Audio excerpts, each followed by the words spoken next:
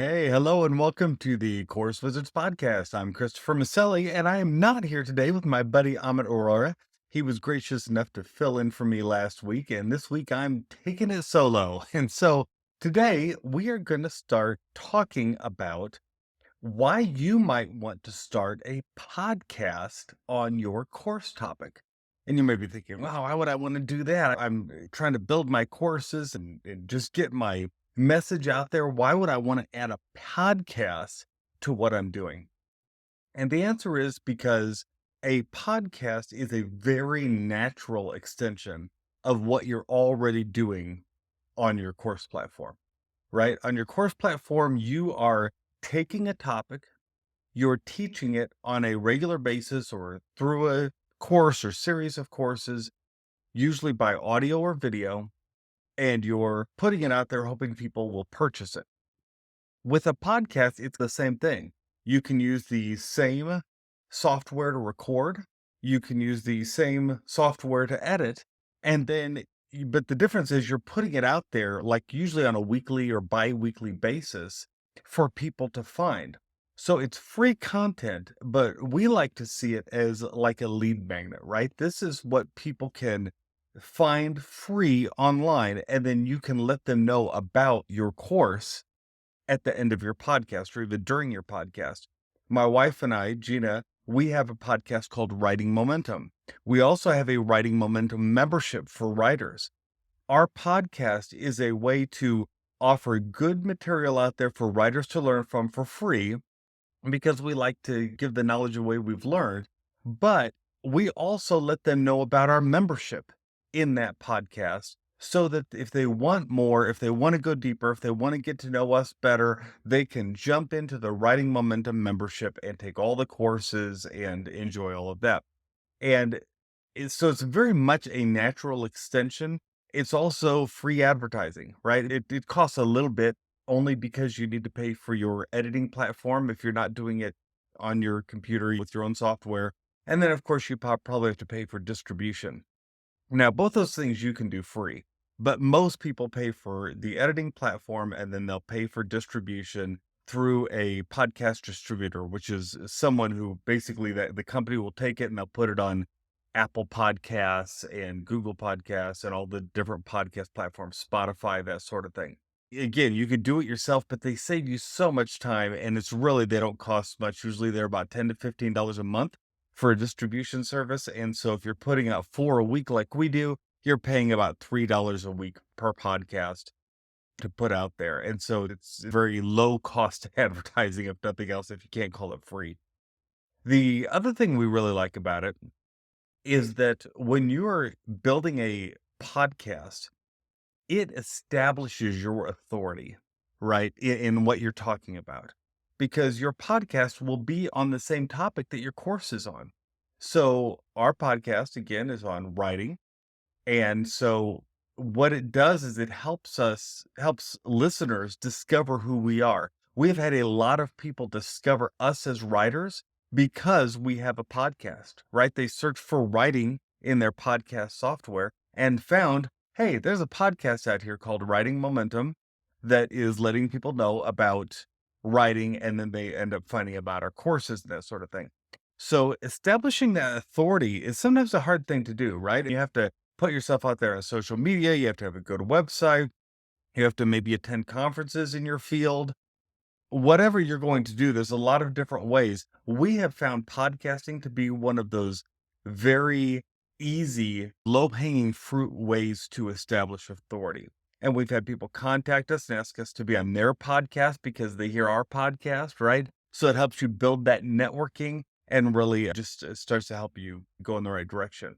And then, of course, keep in mind, it's also fairly easy to do. Now, you may look at our podcast that Amit and I have that we're putting on YouTube and that we're sending out on audio, and you may say, man, that seems like it's difficult. Like, not only do they have to talk about stuff every week and plan all of that, but they also then have to have it all edited. And then they have to put it out there. They have to be decent, hopefully, in audio and on camera. And while all those things are true, we have found it much easier than we thought it would be. Amit and I have been doing this over 200 episodes now. Gina and I have been doing our other podcast for, I think we're nearly at 100 now.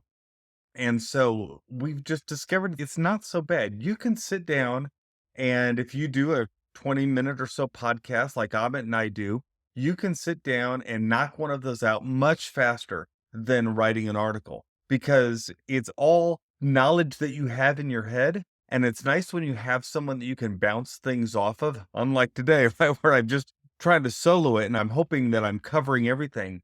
When Amit and I are on together, we have a nice feedback back and forth, and we're able to spur new ideas as we're talking. And many times, if you look at our history of podcasting, we go way over 20 minutes because it just is so natural just to keep talking about what we're talking about, asking each other's questions, and all of that knowledge again comes out of our head at the time.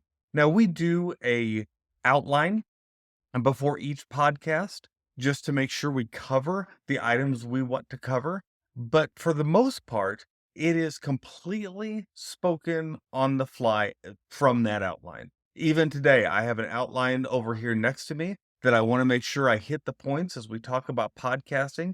But I didn't write all of this out, and I certainly feel like I've gotten better articulating myself on audio and on video than when we first started because practice makes perfect.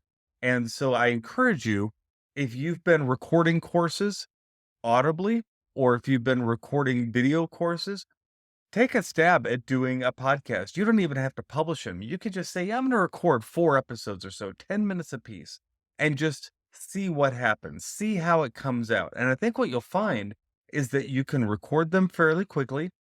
They will be, if you choose good topics based on whatever your topic of your course is, it should naturally come out of you because you probably know a lot about it. And then posting it online is as simple as signing up for a distribution service, which we'll talk about in just a minute. Now, there are different ways to record podcasts. Some people like to do it like Amit and I do, where we just talk with each other back and forth. I have a friend who has a podcast that she actually likes to write it out beforehand. You can do that too, whatever makes you feel most comfortable. But I encourage you not to overthink it, right? If you've got the right tools, you can record a decent podcast to put online. And so let's talk about that. What tools do we use? So right now I'm using a tool called Ecamm, which is for the Mac. It's a fancy broadcasting tool, and I use that because I do Facebook Lives and some other things that need some fancier tools to it. This costs about $300 a year, so it's not necessarily cheap. But I will say there are much more cost-effective ways to do recording on your computer. You can use a program like Zencaster, which Amit and I used for a while, and it's completely free to record your audio and I think video too. And then it'll just give you the files when you're done. You can even do it remotely like Amit and I do. Right now, Descript has recently acquired Squadcast, which is essentially a program that will allow you to use your browser window and record in a podcast either individually through your microphone or collaboratively with someone else who lives somewhere else. And you both just get on your computers and you can interview each other. It will record both of those feeds. And then when you're done, it'll drop them right into Descript for editing. So if you've been listening to this podcast for any length of time, you know that after Amit and I record our podcast each week, we like to upload it to Descript. Descript is by far the easiest way to edit your courses and your podcast. You can take out all the filler words. You can make the sound just amazing. It uses an AI technology that takes whatever sound you have, takes out that air conditioner in the background, and makes it sound like a real studio recording. Once we started using that, we had so many compliments about how much better our podcast sounded. So it doesn't have to be perfect. You don't have to have a perfect recording space anymore as long as you use something like Descript. Then Descript lets you edit by a timeline, like in a typical editing suite, but it also lets you edit by transcript. So you can go in your transcript and say, "Oh, I'm going to take out this section." You delete those words, and then the video is edited too. We really like that because it just makes editing so quick and easy. So for us, if we were starting from scratch, we would probably use Descript solely for recording and for editing. And to do that, it's about $25 a month, I believe, for their pro plan. I think they have a starter plan that's about $10 a month under that. But I do recommend the pro plan. You get the most bang for your buck and you get something like 30 hours a month to record, which is more than enough for most of us for recording both our podcasts and our courses. So you can do those both on the same platform, which is really handy. Next, we have to have that podcast distribution service. The one that Amit and I like is called Captivate because it has so many marketing tools built into it. It's about $15 a month, maybe 17, something like that. But it not only distributes your podcast to Apple Podcasts, Google Podcasts, Spotify, all around to all the different services, but it also allows you to store all your files on their servers. It allows you to create shortcuts for adding your opening and your closing, which we just created on Fiverr.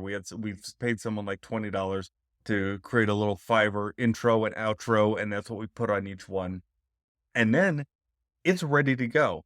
Now, using Descript, we export an audio file that goes to Captivate, does audio only at this time. And then our video version of the podcast, we just upload to YouTube. So Descript exports both audio and video.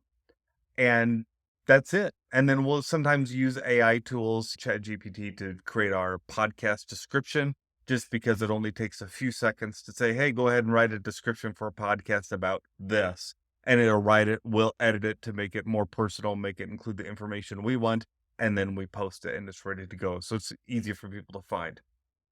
I encourage you, if you have a course and you're thinking, gee, I wonder if I should try podcasting. Yes, try it. It's not near as difficult as you might think. In fact, we find it one of the easier things we do. It's much easier than writing blogs. It's much easier than figuring out online advertising.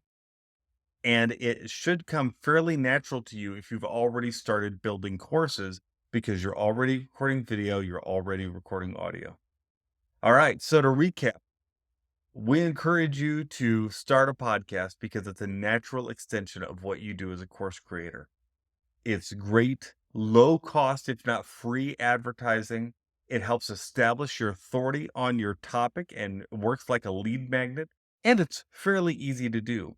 The tools we use and that we recommend are Descript for recording and editing, and then you can export audio and video from that recording and send it to Captivate, FM, and to YouTube. We have the show in the show notes. We'll have links to all of those so that you can check those out and start creating your podcast. If you have a new podcast and you're creating because you heard this podcast, hey, we want to know about it. Please leave us a comment or send us a note and we'll give you a shout out and we will both subscribe to your podcast because we love hearing new podcasts. If you enjoyed this podcast, please rate, review, subscribe, and share. That's how it helps other people find it. And it so encourages us to keep putting out this content that we love doing. Until next time, I hope this has been super helpful, and we encourage you to keep creating. Bye-bye.